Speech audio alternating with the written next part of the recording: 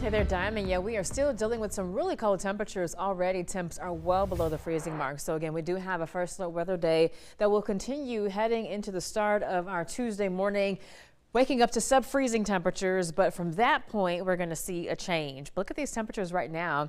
We're into the upper 20s around Meridian as well as for Philadelphia.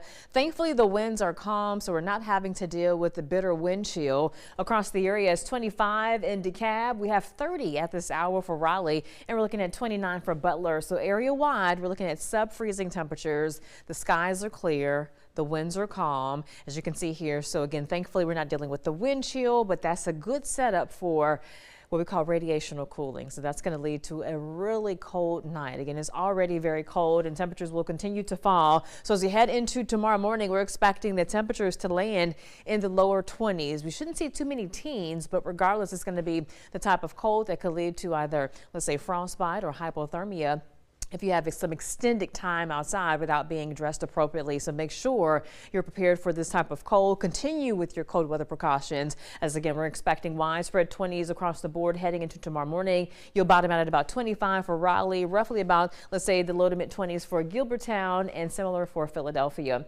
But high pressure that's sitting over the area is going to be shifting away as we head into tomorrow. So since the flow is clockwise around high pressure, we're going to have a south wind that starts to take over heading into our Tuesday, and it's going to prevail through about Thursday. So that's going to kickstart a warming trend. So as you head towards our Tuesday afternoon, after starting out with temperatures in the 20s, we're expecting highs to get closer to the average into the upper 50s, flirting with 60, because typically our highs should be near 60 this time of year. For our Wednesday, not as cold in the morning, and we're going to have 60s by the afternoon. And then by Thursday, we're expecting 70s out ahead of a cold front. Notice how we do introduce rain chances starting Wednesday, kind of hit and miss though for your hump day, but we're going to have a pretty good chance for showers and possible thunderstorms heading into our Thursday ahead of this cold front that's going to come through.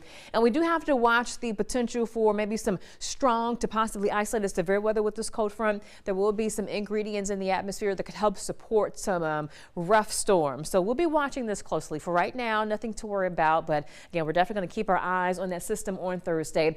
By the weekend, though, it's going to remain mild, and keep in mind Sunday is the beginning of winter, and if everything holds true, we could have temperatures kind of flirting with 70 degrees for the first day of winter. And then 10 days from now, we're going to say hello to Christmas Day.